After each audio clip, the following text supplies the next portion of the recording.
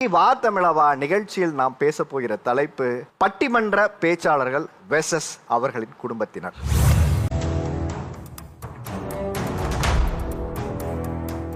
பட்டிமன்ற தலைப்புக்குன்னு ஒரு opening ready பண்ணுவோம்ல, உங்க ஓப்பனிங் என்ன சொல்லுங்க. காலம் உங்கள் ஒவ்வொருவர் கண்களுக்குள்ளும் ஒரு கார்காலத்தை பங்கு வைக்கிற நாள்.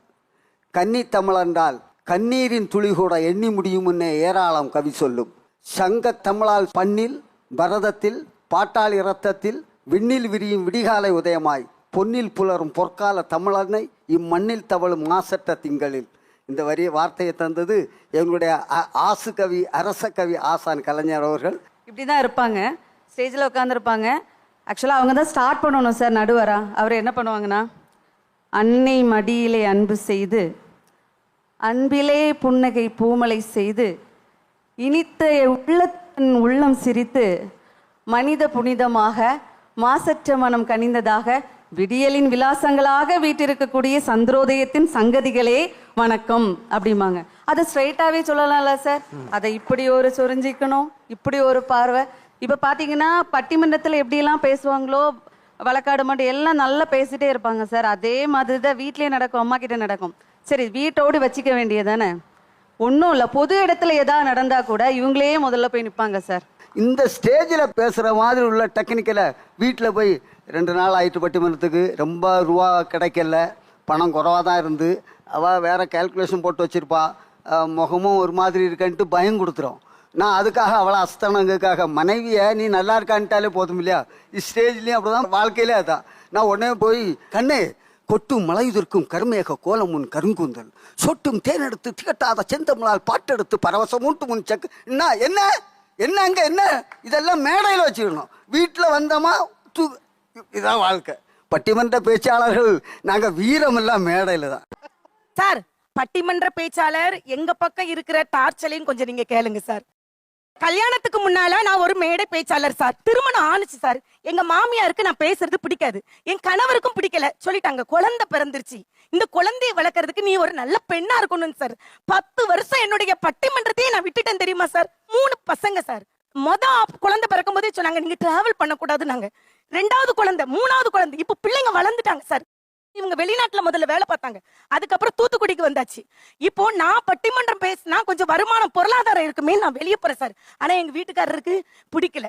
மேடையில கத்தி பேசுறேன் சார். வீட்டுல வாயை திறந்தா வாய முடு, வாய் பேசக்கூடாது, அமைதியா சொல்லு. அமைதியா பேச தெரியலையே சார். மைக்கு பிடிச்சே நாங்க பழகிட்டோமா. இப்ப கூட போன் வந்துச்சுன்னா, பட்டிமன்ற நிகழ்ச்சி வந்துச்சுன்னா எங்க வீட்டுக்காரர் முகம் இப்படி போயிரும் சார், சூம்பி போயிரும். இந்த மாதிரி கலஞ்சத்தீவுல இருந்து எனக்கு போன் வந்திருக்கு, பட்டிமன்றத்துக்கு போகணும்னா எனக்கு உடம்பு சரியில்லை, உங்க அப்பாவை கூட்டு போ. உங்க அப்பா தான் இன்னைக்கு ஒரு நாளைக்கு உடம்பு சரியில்லையா? இல்ல, எனக்கு காய்ச்சலோட தான் வந்தேன். உங்க அப்பா தான் இன்னைக்கு நாளைக்கு இருக்காரு, அவரை கூட்டு போ அப்படின்னு. அவரு சொல்லிட்டாரு, ஐயா ஆளை விடுங்க, நீங்க அவளை கூட்டு போனா போங்க, உங்க இஷ்டம்ட்டாரு.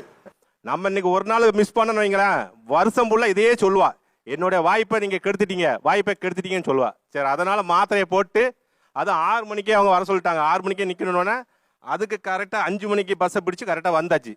அதாவது பாடிக்கு என்ன ஆனாலும் பரவாயில்ல, உங்க வீட்டு லேடிக்கு எதாவது பிரச்சனை ஆயிடக்கூடாது, பத்திரமா வந்திருக்கீங்க. கல்யாணத்துக்கு அப்புறம் தான் தெரியும் பேச்சாளர்னு. 2வது குழந்தை பிறக்கும் போது அவளே என்கிட்ட கேட்டா, எனக்கு அதில் ரொம்ப இன்ட்ரெஸ்ட் உண்டு, நான் பட்டிமன்றம் போகிறேன்னா. சரின்னு சொல்லி பட்டிமன்றத்துக்கு அனுப்புனேன். முதல்ல அப்பா கூட தான் போய்கிட்டு இருந்தாப்புல. அப்பா என்கிட்ட ரொம்ப பெருமையாக சொல்லுவார், என் பொண்ணு இன்னைக்கு சூப்பராக பேசினா அப்படின்னு. நானும் சரின்னு சொல்லிட்டு ஒரு 8 தடவை போனேன். போனதெல்லாம் ஒரே பேச்சு தான். அரைச்ச மாவை அரைச்சிக்கிட்டே இருந்தாங்க. பட்டிமன்றத்துல பேச ஆரம்பிச்சான்னு பார்த்தா மறுபடியும் வீட்டிலேயே பேச ஆரம்பிச்சிட்டா. இப்ப பாத்தீங்களா, இவ்வளவு பெரிய செட்டிலேயே அவ சவுண்டு எவ்வளவு சவுண்டு கேக்கு. 10க்கு 10 ரூம்ல அப்ப எவ்வளவு சவுண்டு கேட்கும். நீ பேசுறதா இருந்தாலும் மெதுவா பேசும்ப கேட்க மாட்டா.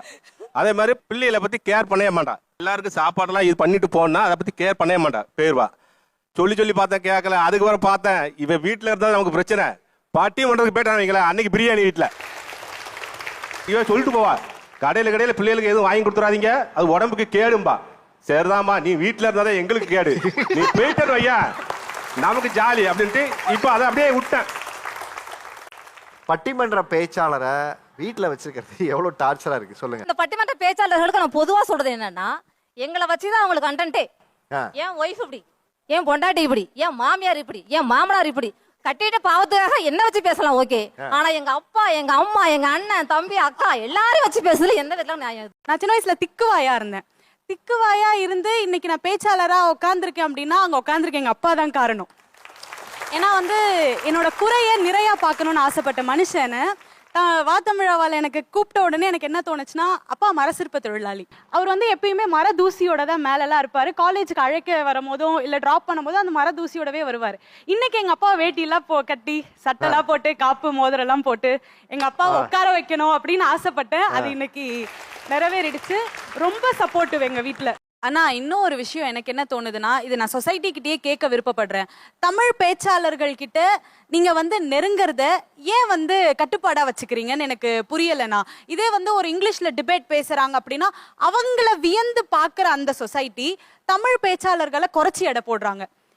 இது வந்து ஒரு பெரிய கேள்வியாவே நான் சொசைட்டி கிட்ட வைக்கிறேன். அதை தான் நான் அப்படி வெளிப்படுத்தினேன். சொன்னீங்க என்னெல்லாம் மிஸ் பண்ணீங்க அப்படிங்கிறத சொன்னீங்க சார். நான் என்ன சொல்றேன்னா, அப்பா வந்து ஒரு பொண்ணோட கல்யாணத்துக்கு எவ்வளவு முக்கியம் சொல்லுங்க. ஏன் கல்யாணத்தன்னைக்கே அவங்க பட்டிமன்றம் போயிட்டாங்க சார். கன்னியாகுமரி மாவட்டத்துல அகஸ்தீஸ்வரம்ங்கிறது தான் எங்க ஊரு. கல்யாண முறை வந்து கொஞ்சம் வித்தியாசமா இருக்கும். ஒரு 3 முக்கியமான விஷயம் வந்து அது அப்பா மட்டும்தான் பண்ணணும். முதல்ல என்ன அப்படின்னா, கல்யாணம் முடிஞ்ச உடனே அப்பா வந்து பொண்ணோட கையை வந்து மாப்பிள்ளை கிட்ட பிடிச்சு கொடுப்பாங்க. இது ஒரு விஷயம் நடக்கும். இன்னொரு விஷயம் பார்த்தீங்க அப்படின்னா, கல்யாணம் முடிஞ்ச உடனே முதல்ல பொண்ணு வீட்டுக்கு கூட்டிட்டு போவாங்க. பொண்ணு வீட்டில் போய் மாப்பிள்ளைக்கு வந்து பாலும் பழமும் கொடுத்து வாழை அனுப்புவாங்க, வாழை விடுவாங்கன்னு சொல்லுவாங்க. அதாவது கும்பிடு புட்டி அனுப்புறது அப்படின்னு சொல்லுவாங்க. அப்போ சார் இதுல முக்கியமா என்ன அப்படின்னா, கடைசியில நடக்கக்கூடியதா சார் ரொம்ப முக்கியமான சுருள் வைக்கிறது. சொக்காரங்க எல்லாத்துக்கும் வந்து அப்பா தான் பண்ணணும் அந்த முறையை. அவங்க வந்து ஒரு வெத்தலையில காசு வச்சு அந்த காசை வந்து மாப்பிள்ளையோட சொக்காரங்க அப்படின்னா சொந்த பந்தங்கள், எங்க ஏரியா வழக்குல வந்து சொந்த பந்தங்களை சொக்காரங்கன்னு சொல்லுவோம். அவங்க வந்து அறிமுகப்படுத்தணும். அந்த நேரம் பாத்தீங்கன்னா எங்க அப்பாவை காணவே இல்லை. கடைசியில யார் பண்ணாங்க அப்படின்னா என்னோட தங்கச்சி தான் பண்ணாங்க. ஏன்னா அப்பா இல்லை.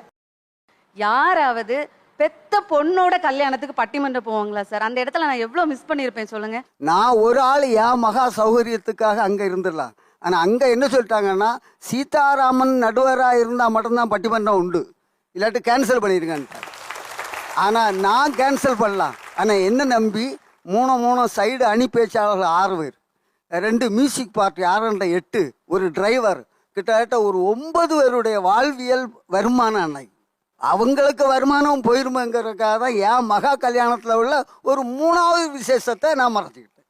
இது எல்லா பேச்சாளர்களுக்கும் சில இழப்பு வரும். இது வரைக்கும் நீங்க எத்தனை பட்டிமன்றம் பேசியிருக்கீங்க? நான் கிட்டத்தட்ட 38 வருஷமா பேசிக்கிட்டு இருக்கேன். 38 வருஷமா? ஆமா. நடுவரா மட்டுமே நீங்க எத்தனை பட்டிமன்றம் பண்ணிருப்பீங்க? 600-700 பட்டிமன்றம் நடுவரா பண்ணிருப்பேன். இனிமேலும் நடுவரா பண்ண வாய்ப்பு கிடைக்கும்ல? இன்னும் இருக்கு.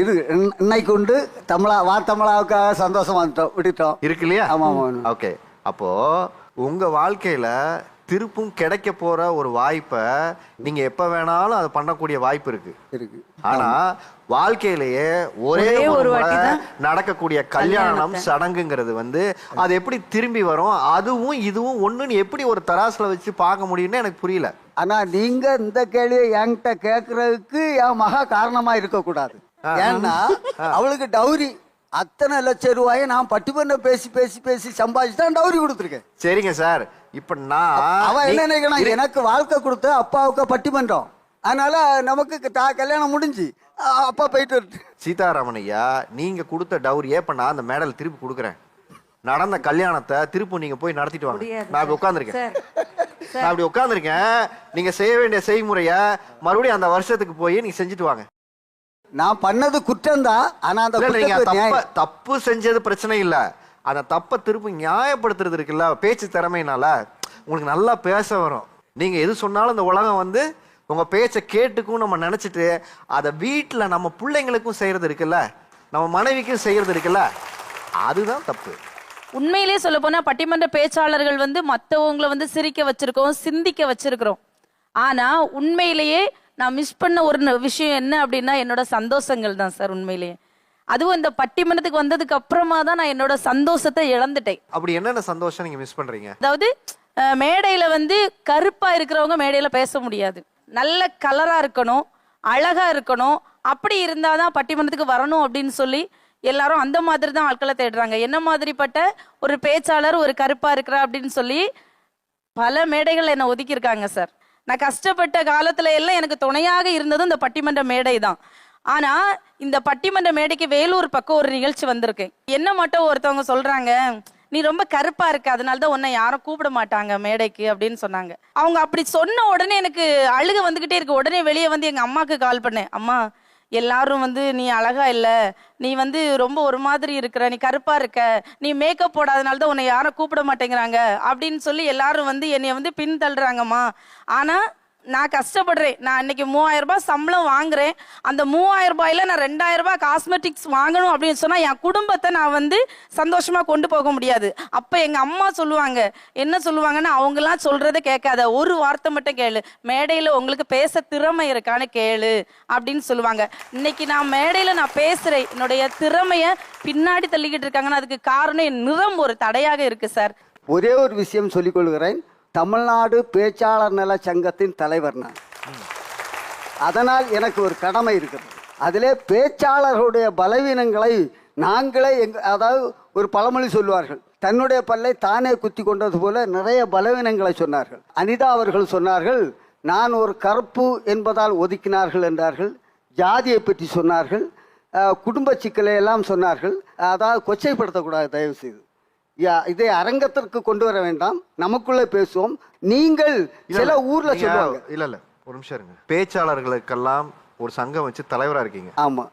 அவங்களுடைய குறைகளை ஒரு இடத்துல உங்ககிட்ட சொல்லியிருக்காங்க, இந்த மேடையில சொன்னாங்கன்னு எடுத்துக்காதீங்க. இல்லை, நான் ஒரே ஒரு வார்த்தை சொல்லுகிறேன். பேச்சாளர்களோ எழுத்தாளர்களோ தயவு செய்து நம்முடைய குறைகளை நிவர்த்தி செய்வதற்குரிய பிள்ளையார் சொல்லியே பேசுவது போல் வாழ கற்றுக்கொள். என்னுடைய பட்டிமன்ற குழுவில் கன்னியாகுமரி மாவட்டத்தில் ஜாதி துவேஷமே கிடையாது. நீங்க சரியா நடந்துக்கிட்டீங்கன்னு சொல்றதுல நியாயம் இருக்கு. எல்லாரும் சரியா நடந்துப்பாங்க நீங்க எப்படி சொல்ல முடியும்? எல்லாரும் சரியாக நடக்க வேண்டும் என்று சட்டம் சொல்ல முடியும். கருப்பா இருப்பவங்களுக்கு நிராகரிக்கப்படுதுன்னு ஒண்ணு சொல்றாங்கல்ல, உண்மையா இருக்கும் பட்சத்துல கருப்பா இருப்பாங்க 5 ஷோ மாசத்துலயோ இல்ல ஒரு வருஷத்துல இத்தனை ஷோ போகணும், அவங்களுக்கு வாய்ப்பை ஏற்படுத்தி கொடுங்க சார். நீங்க ஒரு சர்க்குலர் பாஸ் பண்ணுங்க சார். என்ன கொஞ்சம் பேச விடுங்க. இதே அனிதா கருப்பா இருக்காங்க இல்லையா, இன்னைக்கு எல்லா டிவிலையும் பேசக்கூடிய பேச்சாளரா எப்படி வர முடிஞ்சு? அப்ப அவங்க என்ன ஆதங்கத்தை சொல்றாங்க? கரெக்டா சார் அவங்க சொல்றத நீங்க சரியா சார். நான் என்ன கேக்குறேன், எல்லா தொலைக்காட்சி சொல்றேன்னா இல்ல நீங்க தப்பா எடுக்காங்க. நான் தப்பா எடுக்கல சார், நீங்க சரியா புரிஞ்சுக்கணும். நான் தப்பாலாம் எடுக்கல சார். நம்ம கிட்ட அதிகாரம் இருக்கும்போது மட்டும்தான் நாம பல பேருக்கு நல்லதை செய்ய முடியும். சொந்தக்காரவங்க எல்லாம் சாபக்கேடு திக்கி பேசுறான்னு சொன்ன இடத்துல எங்க அப்பா கிட்ட வந்து உன் பொண்ணு வரப்பிரசாதம்னு சொல்ல வச்சது என்னோட பேச்சு, என்னோட மைக்கு.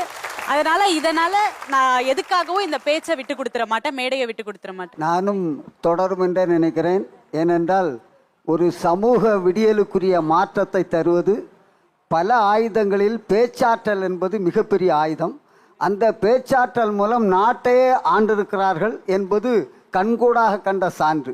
எனவே அப்படிப்பட்ட ஒரு மிகப்பெரிய ஆயுதம் பேச்சாற்றல். பேச்சாளர்கள் எப்படியும் இருக்கட்டும், அவர்களுடைய பேச்சு இந்த சமூகத்தை ஒரு விடியலுக்குரிய விலாசத்தை எழுதும் என்று எல்லோருடைய சார்பிலே ஒரு நம்பிக்கையை கூறி மீண்டும் இந்த பேச்சு தொடரும் தொடரும் தொடரும். மொழி ஆளுமை உள்ள மனிதர்கள் ஒரு சமூகத்துல குறைஞ்சு போயிட்டாங்கன்னா அந்த மொழியே அழிஞ்சு போயிடும்.